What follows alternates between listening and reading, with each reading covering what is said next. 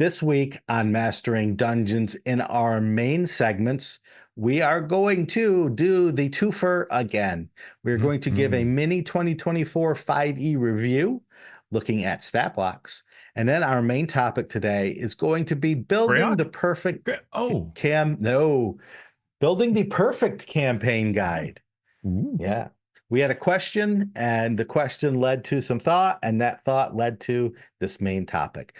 But first, let's go take a quick glance, if you will, at stat blocks in 2024. Obviously, we have not yet seen the monster manual, but we do see the new stat block in the player's handbook. We also got a preview of some monsters. I think the Kuatoa and the ancient Green Dragon. We saw some preview pages for that online. And with that, the Uni adventure that we mentioned earlier has some stat blocks, but it also has the cautionary text of these could change. So, yep. As we know, the monster manual will not be out until 2025. So they are probably still making a tweak here or there on the monster manual. But Teos is taking a good look at the player's handbook stats, and we're going to talk about them and how they may have changed between 2014 and 2024. But first, as we always do, we'll go back and we'll look at the design goals for these things. So what is the design goal of a monster stat block? I didn't write this in our show notes, but I should have thought about this because we've been going all the way back to first edition. And in first edition, we obviously had the monster manual. You could open it up and there were stats that you could see and a description, just like we have in monster manuals. But when you read something in an adventure, in a module, as we called it back then, you would just get a very brief line. It might be one full line or maybe a line and a half that would give all the information that you really needed to run that monster. Yeah. And over the editions, that has gotten more and more and more complicated. Probably culminating in third edition. Yeah, third edition was the edition that broke me. Me too. It was the edition as I was editing, my millionth stat block for some product or project, and I'm counting how many ranks of rope use something has, because enough ranks in rope use gave you a benefit in escape artist or something strange like that. I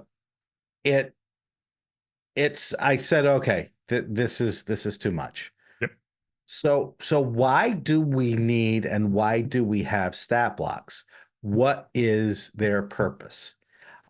Teos, do you want to take a swing at this? Yeah, so the point of the block and taking it away from that textual representation is kind of twofold. I think one is to provide the information in a way that is recognizable, right? You will always know, well, at the top will be my name. And then, if it's fifth edition, it's going to tell me the size and the type and whether it's aligned to some alignment.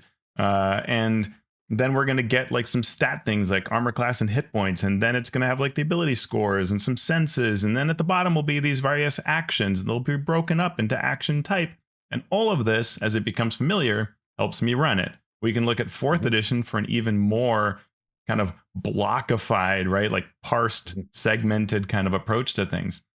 We can compare that to earlier editions, including third, where third would have a stat block, but it was full of so many words and things that you had to look up, right? The feats, for example, that this monster had, the class levels it had, the spell lists. And one of the big questions design-wise is, to what extent are you capturing everything, right? So it's really easy to run. Or are you reflecting the larger world of the game, right? A wizard is a wizard and has these spells because that's what wizards do at this particular level that this monster represents, right? Mhm. all of that can be design goals that you have to tug at and balance. Yeah.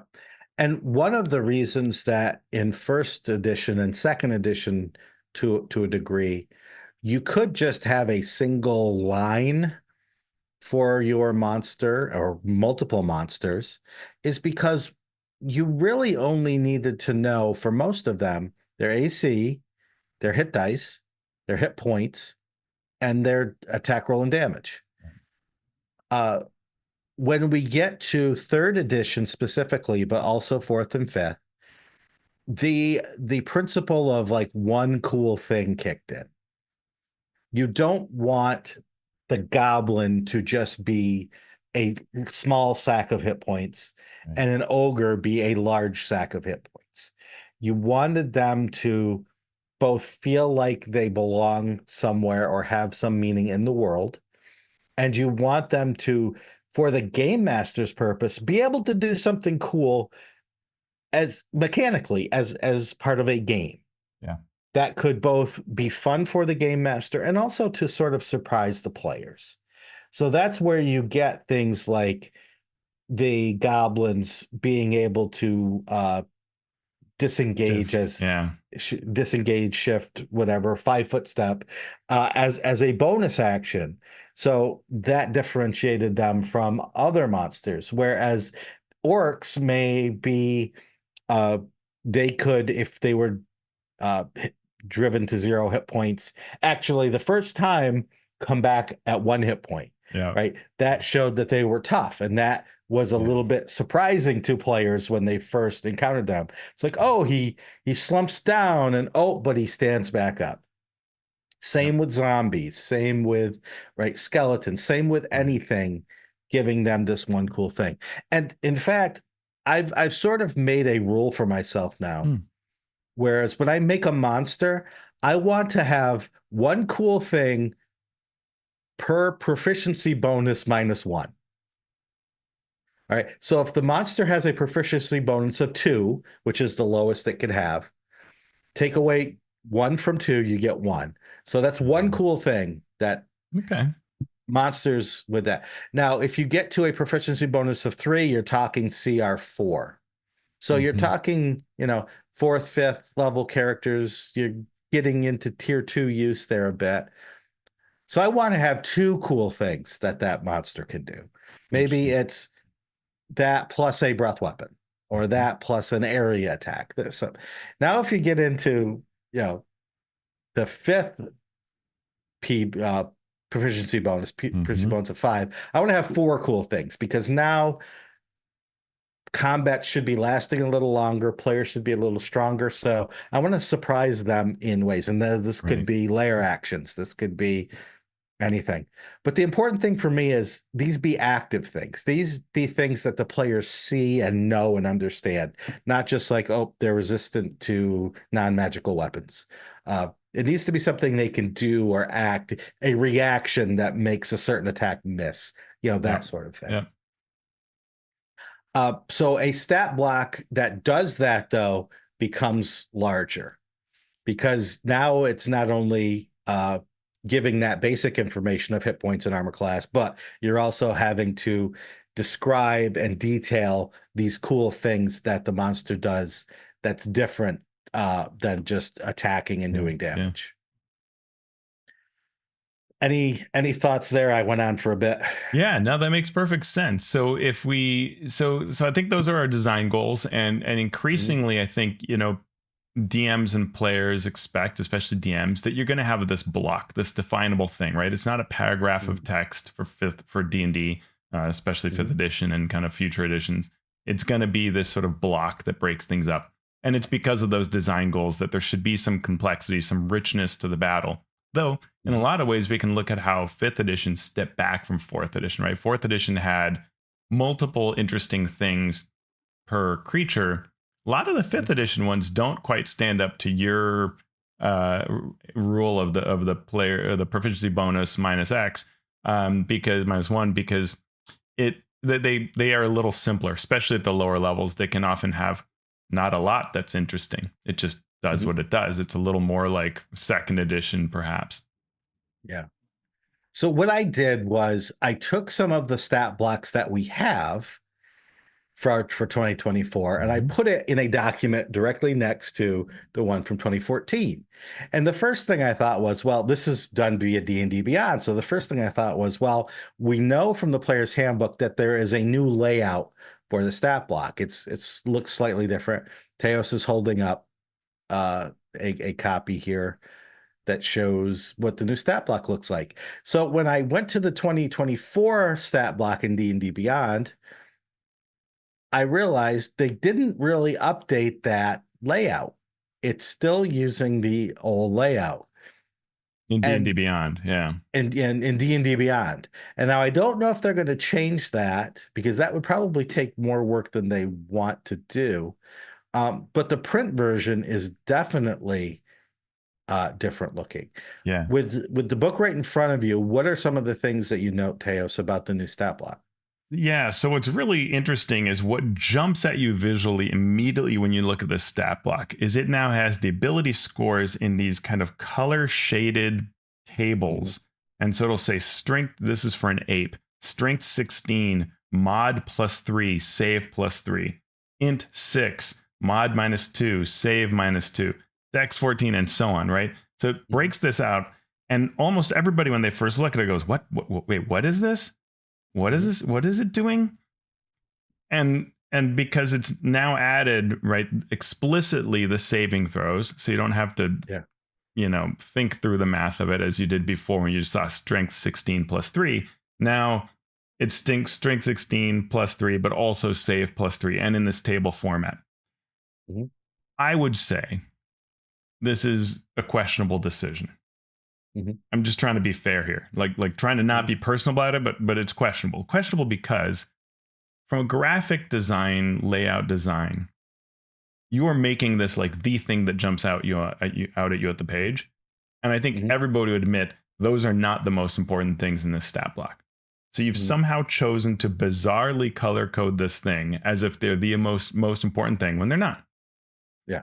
It's Yeah. not the end of the world, but it's a strange opinionated move rather Yeah. than what we would all agree. I mean, what are we usually doing? Even though we are enjoying more complex stat blocks, we're doing our attacks and the Yeah. plus to hit, the damage, the AC, the hit points. Those are like your biggest obvious things you need, and yet we've Yeah. chosen to highlight these blocks. Yeah.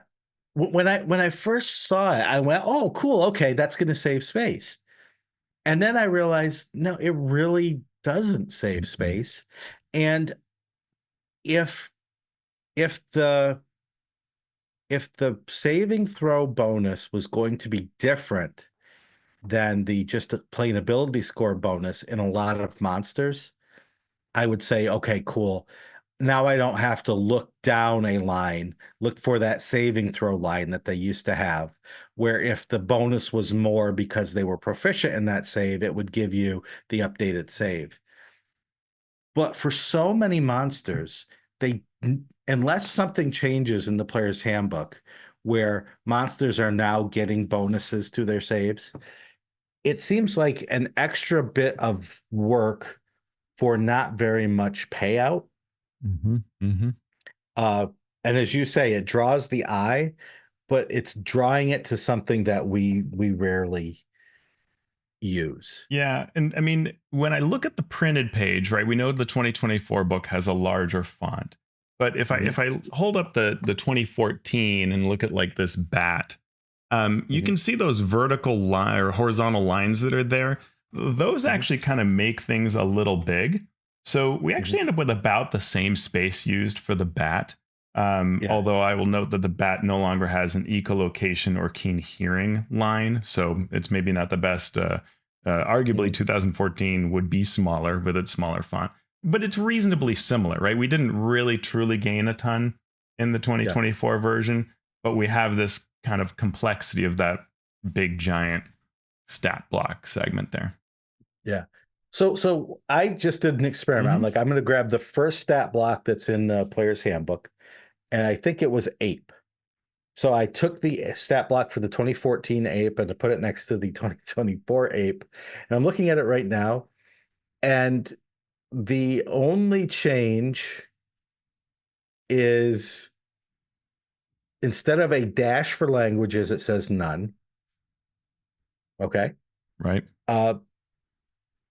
Multi-attack, the ape makes 2 fist attacks. Fist is capitalized now in 2014, so all attack types are capitalized. We got rid of melee, or we got rid of the word weapon. So it's the fist is a melee attack, not a melee weapon attack. But we added the word roll, which I'm not sure why. Yeah. Uh, reach is the same. We get rid of how many targets an attack does. I haven't found a monster that has more than 1 target per attack for a melee attack. So I don't know how they're going to do that if it's more than 1 target. The damage is 1 die less now. It was a D6 for a fist attack, and now it's a D4. Bludgeoning is capitalized now in 2014 rather than lowercase b. And this was the one that was really interesting to me. So, rock. In 2014, the ape could throw a rock as a ranged weapon attack and do D6 plus 3 bludgeoning damage. And I thought, okay, cool, yeah, you're playing in some jungle themed game, and the rocks are up on the cliffs, and they're throwing rocks at you. The apes are up there throwing rocks. Okay, cool. And then I look over for the 2024, and the rock now has a recharge of 6. Yeah. And my thought is, okay, this is a game mechanical change, not a story change. Because in a story, I'm running an adventure, and the whole idea is the characters are going down this ravine, and up on top are apes throwing rocks. And now they can't. Even though there may be 100 rocks around them, this thing recharges, so they can't do it. Yeah. And the damage, though, when it does hit, goes from a D6 plus 3 in 2014 to 2D6 plus 3 in 2024.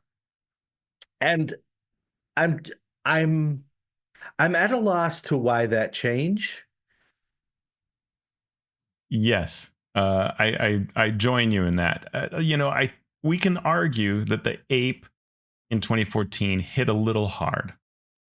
But not tremendously so. I mean, 6 is higher than maybe the 4 we might want and see as a sort of average. But it's not tremendously off. And, you could look at its armor class and hit points and decide whether on the balance it's fine. I haven't done that analysis for this guy. But to then say, well, everything stays the same, but we're going to take the damage down 1 for fists and then make this rock hit harder, but only 1 in 6 rounds on average, is really tricky. It's really swingy. And I think, honestly, what I would look at design wise is, I mean, I haven't run the math on it all, but not only is have we changed how much it deals, but we've created this variability that can be very dangerous in encounters. And maybe that's fun, right? Maybe you think that's fun. I'd have to run the numbers to really look at how I feel about it, of what I expect this to be over time. But, the more apes you have, which with CR 1/2 is easy to have a lot, the more that you can get that recharge off and suddenly have a bunch of 10 hit point hits on your party. At a low CR, I would tend to think that's not desirable for the fun of the game, right? Because these are going to go up against low level characters and have a chance to do some real damage. What it does is it forces DMs, designers, game masters to treat the ape as a one-shot ranged monster, and then you sort of have to move up and engage. So you can argue that there is a story element here of the ape. Now, the ape's intelligence is 6, so it's not an animalistic intelligence. Right. There are people in my home gaming group whose intelligence is not higher than 6, and I don't mean their characters, I mean them. Yeah. And so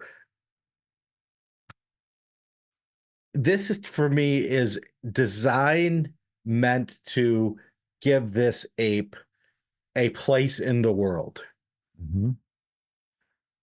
And I don't like that the same way that I was talking about it at the beginning of our last segment about using rules to try to make a setting where you should let the setting make the setting. Uh, so I want my ape to be able to throw a rock anytime it wants, and I want to lower that damage. So I can use it in these ways without people saying, why are you changing the way an ape Yeah. works? Yeah, and it's interesting also because I just pulled up, I've got a spreadsheet that folks on my Patreon can access, and looking at that spreadsheet, a CR1 half, historically speaking, for 2014 does 7 damage a round, which is a little higher than we'd probably wish it would be for low level characters. And if you look at what we recommend in Forge of Foes, then it becomes 4, and I think that yeah, so it is good. We do think it's good to take it down a bit, but the method in which it's been done here, yeah, it takes away from it and creates a certain tactical type of play that to me is opinionated. If I go back to the ape in 2014, it's fine. It's not on the big list of things to fix. Move on, do something else. But no, we've taken a big pass at this and decided to change how it plays, which is really interesting. Yeah. And it's just this one small thing that for me makes game design so interesting. It's how the numbers affect the story. Yeah. So, in looking at other monsters, did you see anything else that stood out along these lines for you? I did a pass with the imp, and Mm-hmm. the major thing I noticed was in 2014 it had damage resistance to bludgeoning, piercing, and slashing from non-magical attacks that aren't silvered, and that has been eliminated in 2024. And probably because while it makes sense, it's a creature that you can summon as a familiar and through a warlock, and so it becomes more of a problem in that sense. Precisely. A lot of these monsters that are in the player's handbook are there because they can be summoned or druids can turn into them, et cetera, et cetera. So that's a thing. The other thing I noticed is in the sting,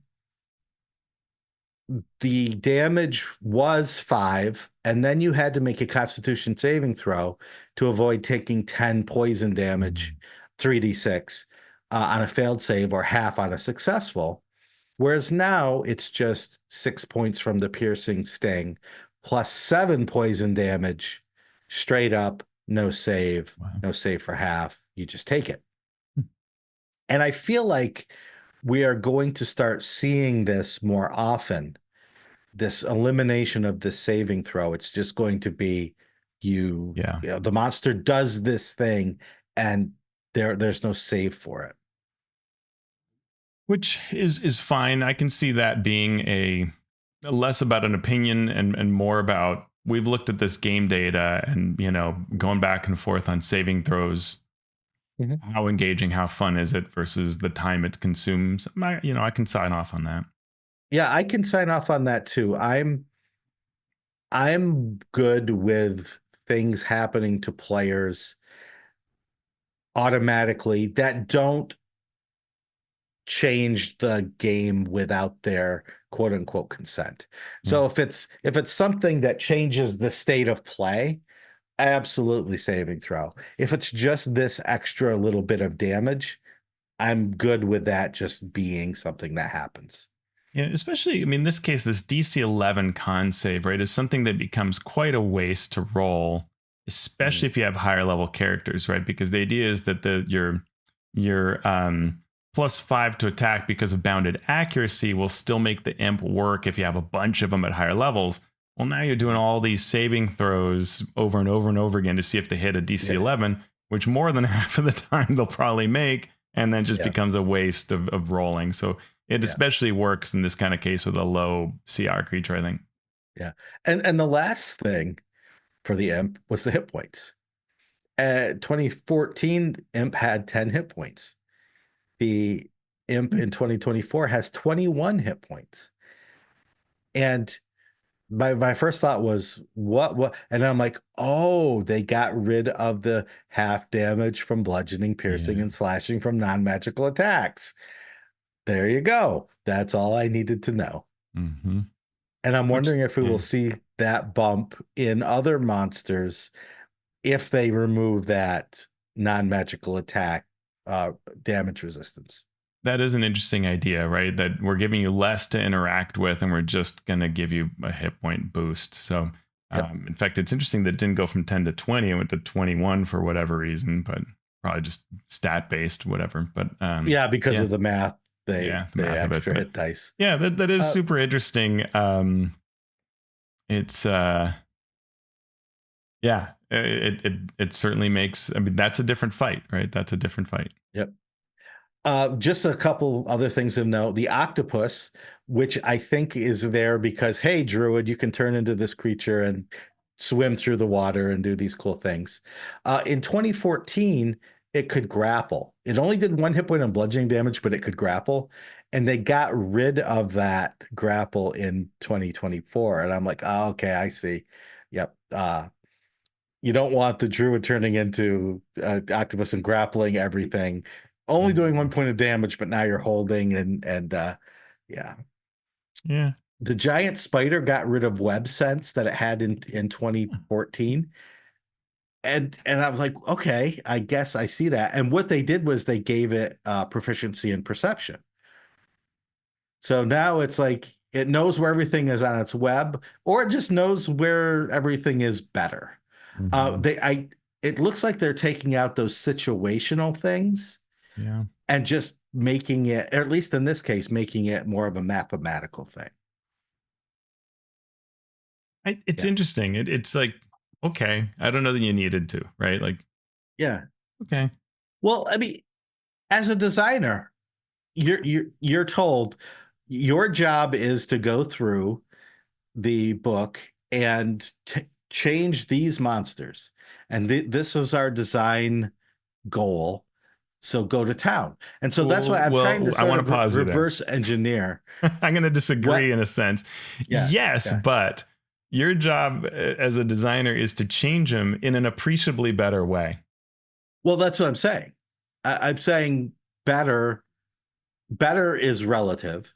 Yes, but appreciably ceases to be, right? Like at that point, True. we're talking about you poll a bunch of people and they're going to all go, yeah, most of us agree this is way better.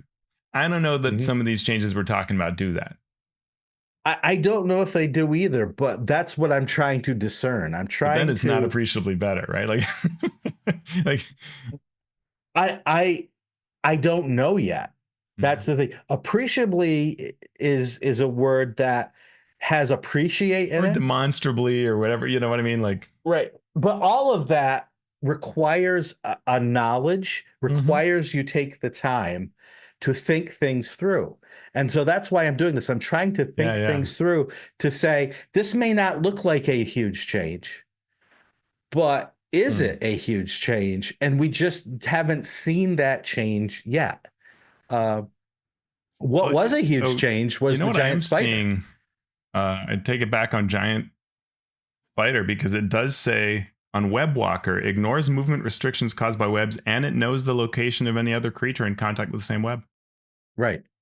So it does still know. This is Oh, it still knows. in the They just moved it 2024 to. version. It does know where it is. Okay. So they actually juiced up its perception, but actually Okay. kept. They just didn't make it another entry. They walked it in. They moved it into Okay. Web Walker. Cool. All right. I missed Okay. that. For the But giant spider. yeah, interesting. Now, this is a change that was for the better, Hit me. right? In 2014, the giant spider does 7 piercing and an average of 9 poison, has a save versus the poison, but if you fail, not only do you take the damage, but if that poison damage reduces you to 0 and 10 points or 9 points of poison damage after 7 piercing with a creature of a CR that small generally did take you to 0. Yeah. You're stable, but poisoned for an hour. And even after you regain hit points, you remain poisoned for the hour, and you're paralyzed while poisoned in this way. But I want Lord of the Rings, Shawn. That was so huge, and that was so annoying as a player, as a game master, because it happened so often. And now they just like, okay, you take the extra damage and you're done. I gotta say, I do like the idea of it not killing you at 0. Um, I don't know. Right. I liked it. I get the problem of it, but to me, what it does is when you make monsters interesting, the DM is going to think about fun ways to use it, right? So the idea that you can have in the giant spider's lair, the web matters, so you put the web in. There can be a stable prisoner that's bound up in webs to be eaten later, and we know that it's there, but it's going to be sick even if you heal it, right? Like, to me, these are things that can be interesting. And if you don't like that, well, you use a different monster, because in fact 2024 and 2014 both gave you lots of spiders, so you don't need to, it's not like it's the only spider out there. Yeah, it's cool if it's to an NPC. It's less cool if it's to a player character. Yeah. And my guess is what they did is they looked at the giant spider and said, you're already flinging a web. That's your interesting thing. That's your Let's one cut cool the other thing, things out. And so I can sign off on that. I'm not saying I hate this. I just think that actually that idea of being stable is kind of cool. Now, maybe you make a different spider with that. But I think it's a neat concept. I don't think it had to go. Well, I mean, being stable is fine, but being paralyzed is, you might as well be unconscious. Oh yeah, because you're paralyzed. Yeah, it's not just poison. Paralyzed. Yeah. That's fair. Yeah. Okay. Yeah, that's not fun. All right. No, you get to be on the back of definitely... the barbarian as he carries you, she carries you around, or they carry you around for an hour. Yeah, that's a problem.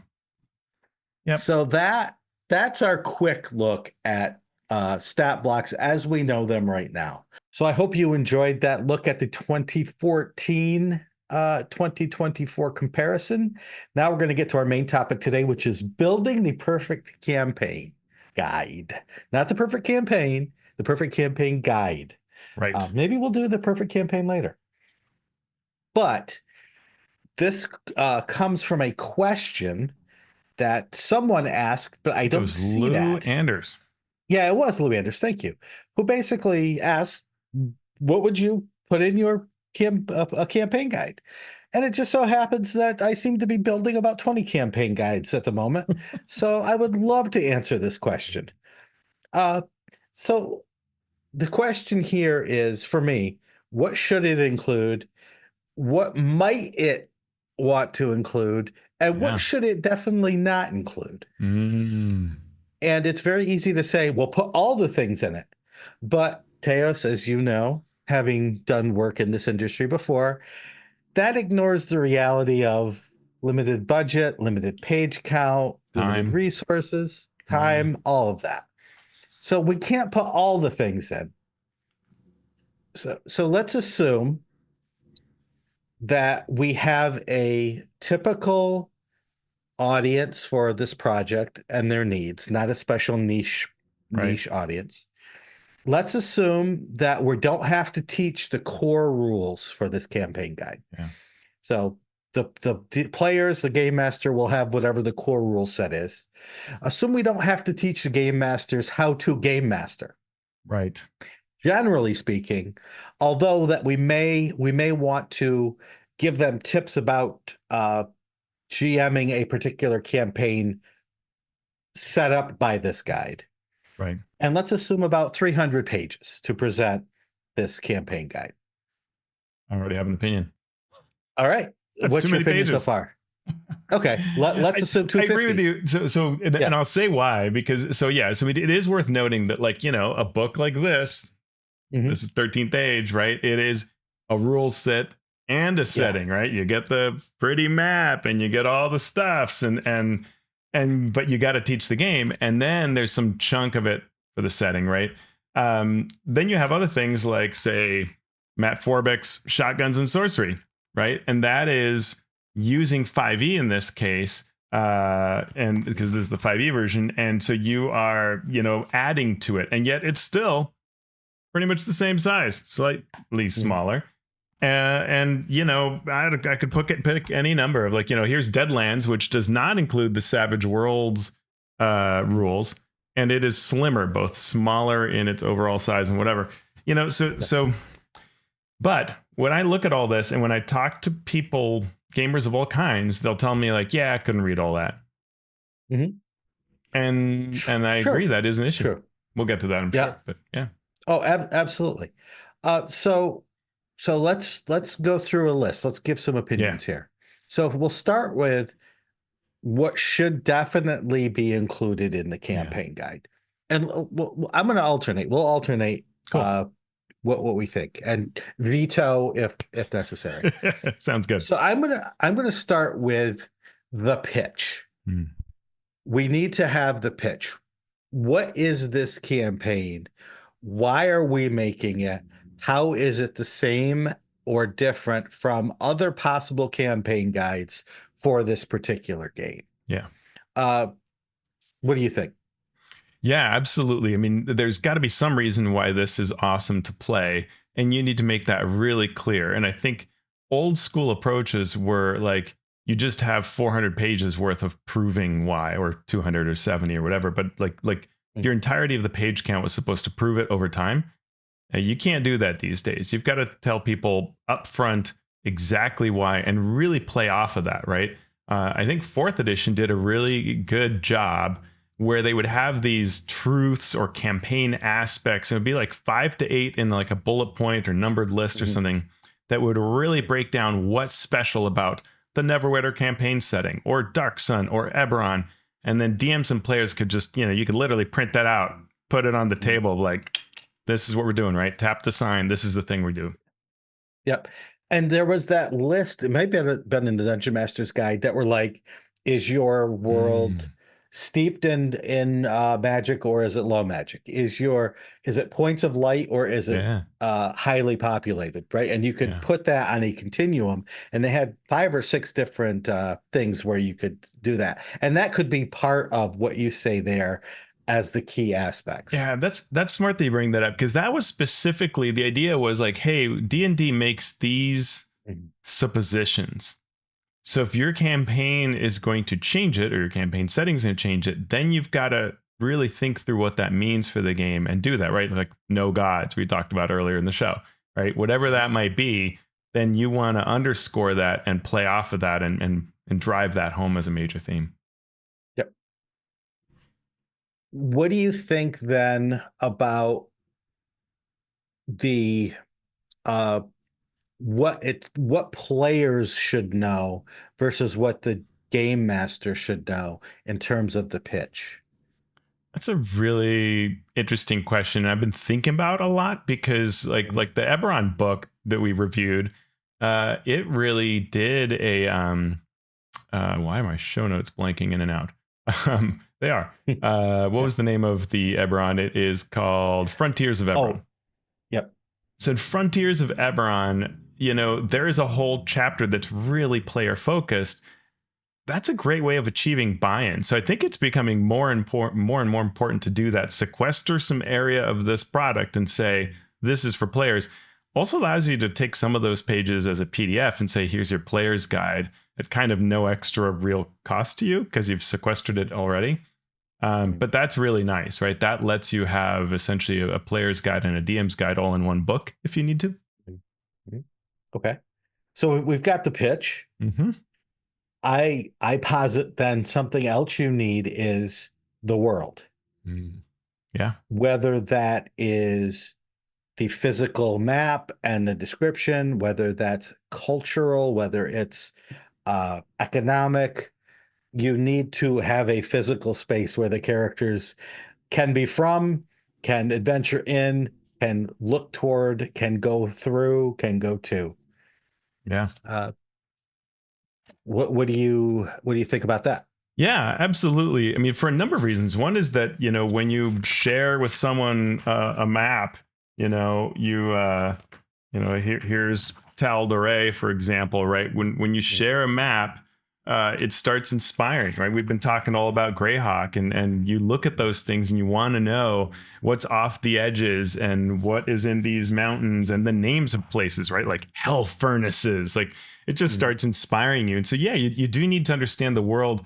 And even if it's changed, right? So like if you've got something like the Gamma World role playing game, right? Like I want to know what happened to Seattle, right? Mhm. And what Yeah. happened to wherever part of the world we're in.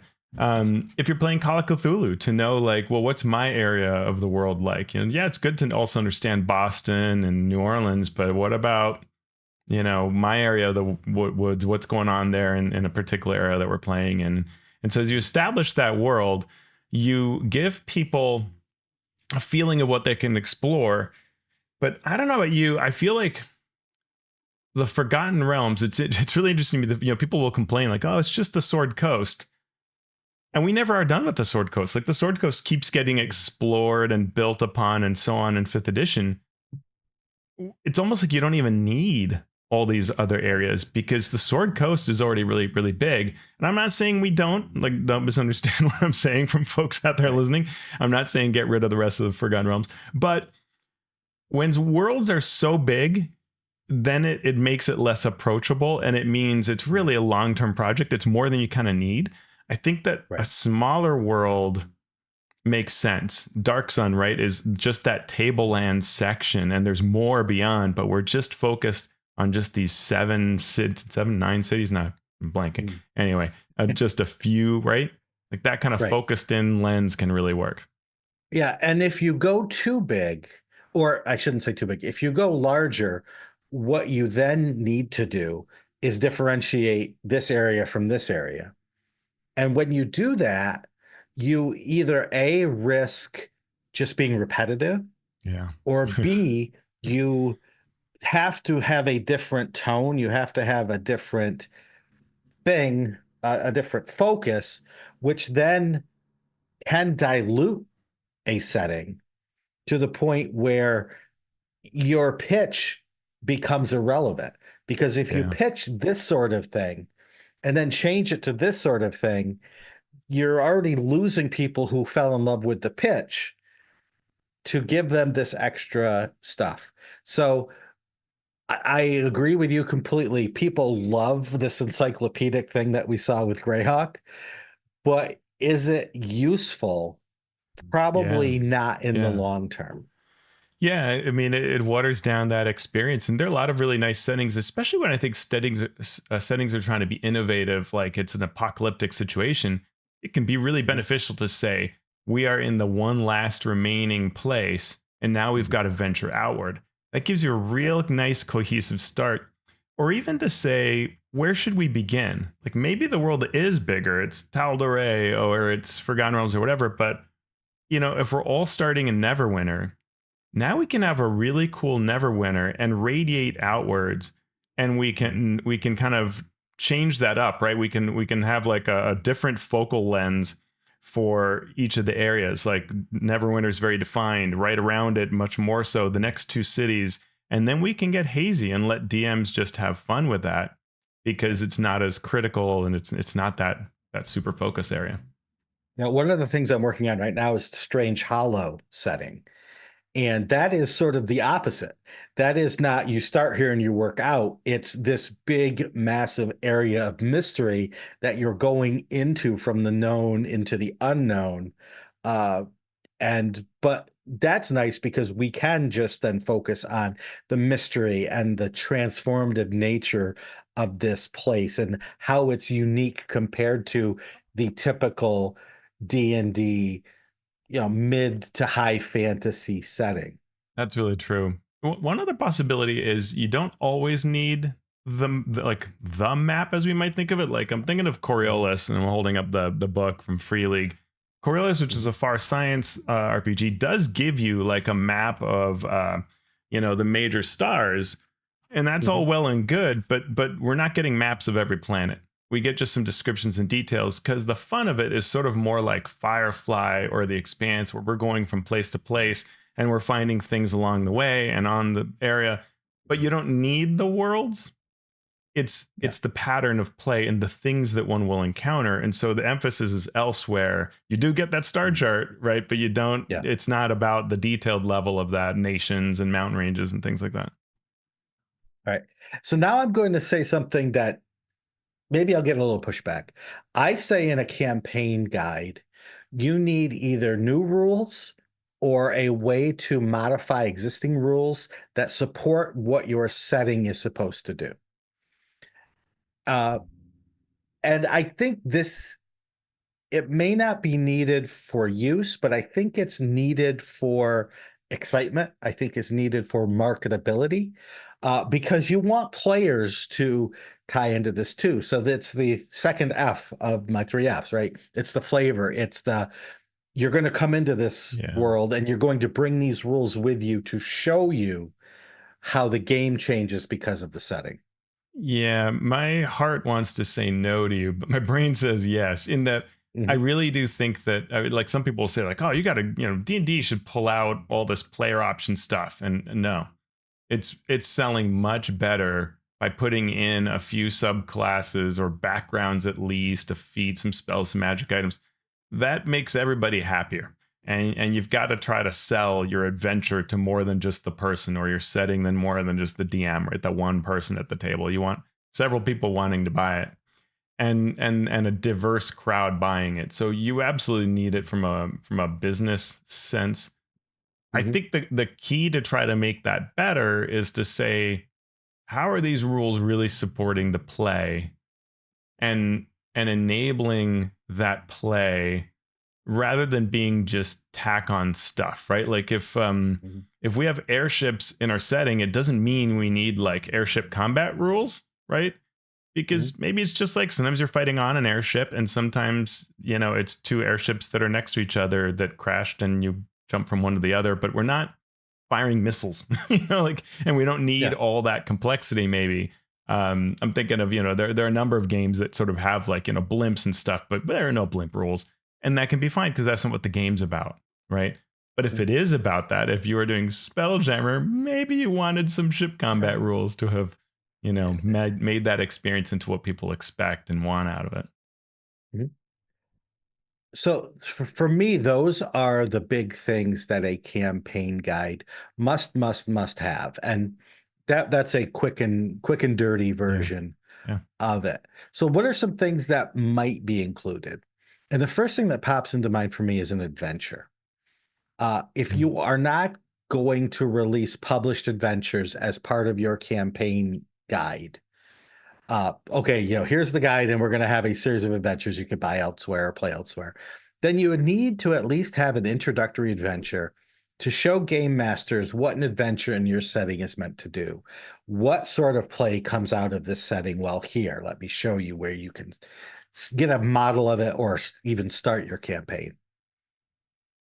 Yeah, 100%. The more that your setting has something that's more interesting than just, our nation is likes, purple clothing, the more that you need to explain that in play and give examples. And we hear this from players a lot, right? We heard it at GameholeCon when we recorded live last year. People saying, "Hey, for Planescape, I want an example showcase to me why an adventure in Planescape is cool and what it should look like, right? What makes it unique compared to any other adventure?" Dark Sun, right? If you're going to run a Dark Sun campaign, you may not immediately know, like, well, how do I use things like running out of food and navigating, and so an adventure, even a very short one, can very quickly hit like hunger, thirst rolls, navigation, Mhm. Templars, Defilers, cannibal halflings, and then you just like, yeah, got it. This is how I do it, and from there you Yeah. can run on. Right, Blade Runner, for me, I mean, reading the rules, I'm like, okay, how do I make a mystery detective adventure or Mhm. campaign or whatever that I'm running that forces decisions around compassion and empathy versus organizational duty? You get these adventures and you go, okay, I have a better grasp now of how one might do that. Yeah, and for those sorts of games, I think the adventure is the game. Right, Alien for me was that. It's like I read the rules and I'm like, yeah, all the trucking stuff and all the social stuff, that's fine. But the adventure where you find a ship and you go onto the ship and blood everywhere, the end. The adventure is the game. So at least for me.